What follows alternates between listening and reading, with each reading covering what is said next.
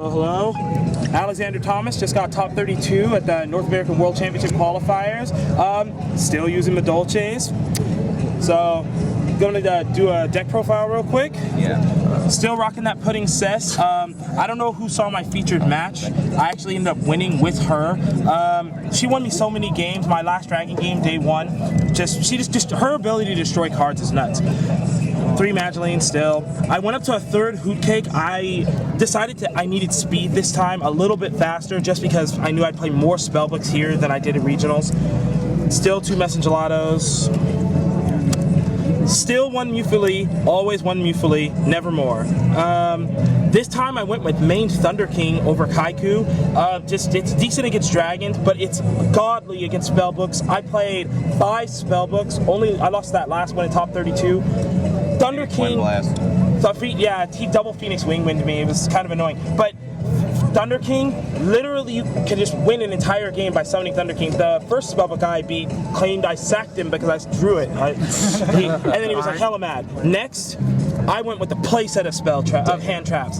3 Veilers, 3 Maxis. I've got the Hoot Cakes. It fuels Hoot Cake. These are actually why I added the 3rd Hoot Cake, because I knew I'd have them. Dragons, spellbooks. I mean, Veil's okay against dragons too, but this crushes dragon, this crushes spellbooks, give me the great game 1 options against both. So it's very accurate to say that you built your deck for both of them. I built my deck 100% to beat spellbooks and dragons. Unfortunately, I had to sacrifice my Evil Swarm matchup for it. It was kind of annoying. So those are the monsters, spells, still just 1 Chateau. It's very important. I still side the other, but maining multiples just doesn't make any sense. Ticket, still 2, card super solid. I'm still going 2 Lance. I took it out for a while, and then I rethought about it, and with dragons getting techier and techier, they were actually playing Lightning Vortex, but Lance is so good, protects Thunder King. Again, spellbooks, that card is so nuts, because a lot of times Fate is really their only answer to Thunder King. Book of Moon, obvious. Mystical Space Typhoon, I didn't main it because I thought I needed to main it. I mained it because I knew I needed to play it, and I'll show you my side, but it is so packed that I actually had to put main deck options into my deck because I could not fit them in my side. That was one of them. Traps, been hated for it, I don't care. Scrap Iron Scarecrow, that card is nuts. I mean, it gives me the chance to extend the duel to where I want it to be. That's just so huge. Ultimate Offering, obvious, solemn. Vanity's Emptiness, another one that had to make the main to make the cut. I didn't necessarily want to main it, but I couldn't fit it in my side, and I could not lose it. It's so godly against dragons. Again, whoever saw my featured match, this card is how I ended up beating the dragon player. Do not use this card early, people. Save it. I opened it. I went and reread it. I actually opened Vanity's Emptiness. I played it the second to last turn of the duel. Hold on to it for days. Play every other stop. Once they're grave, because a lot of times their last ditch effort is to play a bunch of monsters from their graveyard, and Vanity's Emptiness shuts that down completely. It's over from there. Madolche Knights, another one I've been hated for. It's not that hard to empty your graveyard. I've got Chateau, Queen, and Hoot Cake doing the job. Plus, I get to choose, a lot of times choose when I grab Knights, because I get it off of Messengelato. Again, in the featured match, I used to use this to protect my Imperial Iron Wall from a blaster for the win.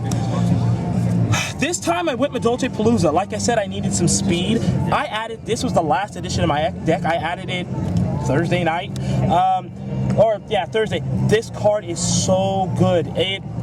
Once I amass resources, gain some advantage, I can just swarm the board. A lot of times I'm running out of defense by then, so it just lets me, and I can add it to my hand whenever I want. So, Imperial Iron Wall, I went for 1 main. It shuts down the 2 big decks. It's so bad against other decks, I couldn't go for 2, but I wish I had. Well, not wish I had, but I wish I could. Mirror Force, I went just 1. Double Bottomless, double Compulse, double Bribe. If you're trying to play a back row control deck, play Dark Bribe. It's the best protection from Heavy Storm because it protects from everything else too. How did you feel that Bribe did for you this weekend? Bribe was phenomenal. I won in top 32, in top 64. I played against Spellbooks, 2-0, for only 2-0 of the day. I went all game 3s. In top 32, and top 64, the guy I played Anti-Spell Fragrance, game 3, and he went to MST it. I dark bribed it, that won the game. Same with, I hit 5 heavy storms over the course of the weekend with it. Like, and yeah, they get a card, but I mean, when they're facing 4 back row, my last round of day 1, that's what happened. Like, the guy just wasn't able to get over all the back row, even though he opened storm, I just bribed it. It's so good. Going to the extra deck next. Extra? Yep. All right. Two queens. 1 Zen Mines. I know he's not great, but I mean, 1 Invoker, not 2. I think the C-Spam is not good. I actually did use him a lot more than I've ever used him before. In my top 64 match, that's what happened. After I kind of locked him out of the game, he started having to set stuff because of Fragrance, and I was able to use Mew and Hoot to go Invoker and start bouncing the cards he had to set because of Anti-Spell Fragrance, and he couldn't activate them. So, Levier didn't go into it, but Soul of Silver Mountain, I actually put this in because of Evil Swarms, not because I could take their monsters out, but because I could lock out that fucking trap card or the quick play. Force him to activate it right there. Like, I wasn't trying to have him sit on Pandemics. Acid, skill, because of skill drain. Gagaga won like 5 games off it, it's great. Abyss Dweller, I also, the last round, day 1, it was a dragon guy, and Abyss Dweller locked him out. It made it so he couldn't use his graveyard. Awesome. My Stroke, Dire. Fairy King Albert fucking Deke. Like, Fairy King Albert Deke is a champion.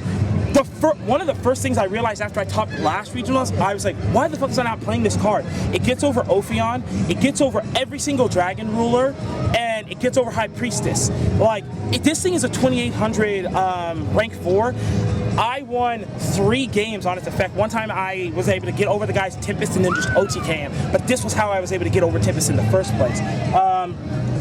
I love that card.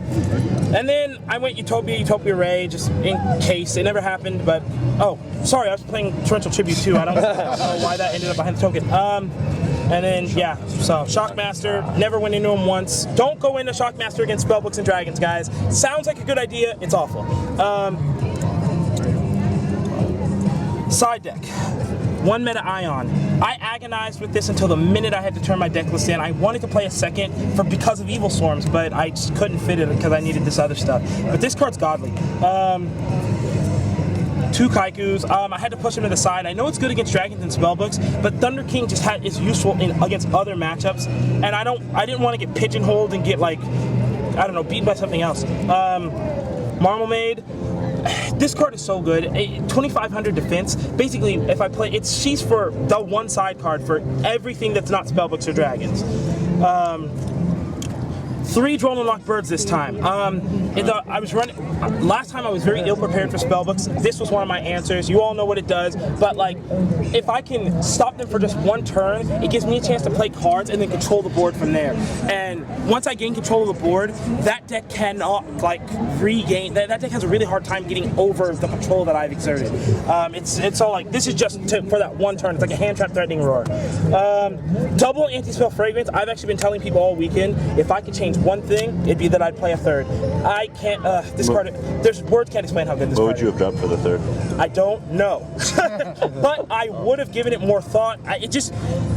This card just wins against Spellbooks. I mean, it forced them to start setting everything, and then even once they start adding stuff off the stuff they start to set that stuff. It's just so good. The second Imperial Iron Ball, I wanted to do 3, but like, this card gets really clunky. Like, if you draw 2 of these, it's just not very good. It doesn't do anything defensively, so you have to be able to gain control another way before Imperial will actually be good for you. 3 goes in matches. I would never do another number. If you're playing against Dragons and you draw goes in match, they're either getting rid of it or they're losing the game. Last 2, just spells. Heavy Storm, it's for random shit, although I started citing it in for Spellbooks because fuck those guys. And then Chateau, and then Chateau, I actually started citing this for Spellbooks. I don't know why it wasn't before. It allows me to get rid of the tower without them getting that search, which is great.